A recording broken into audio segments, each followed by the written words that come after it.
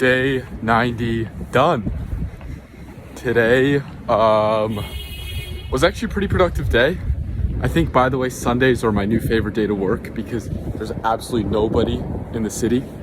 So it's just very quiet, nobody at work. I like being alone. I like being isolated and getting work done. Did a little bit of performance optimization for the Arena dashboard because kind of just like getting clunky. The more things I add, the more functionality, the more slower it gets. So there's a bit more caching now, a bit more performance optimization, did a little refactoring.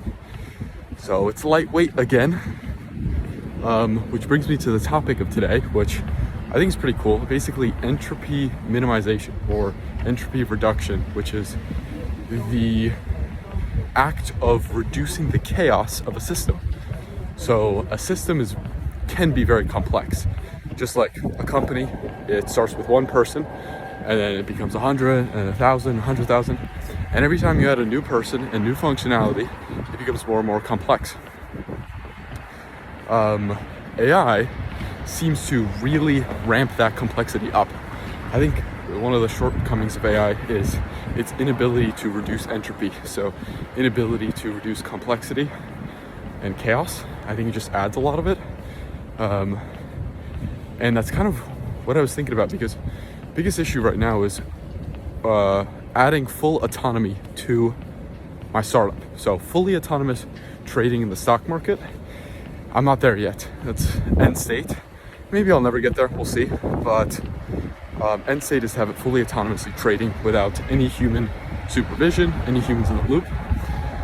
And I'm realizing the one metric that I'm missing, the one thing I'm not tracking, is how much entropy I'm generating, or how much entropy is within the system.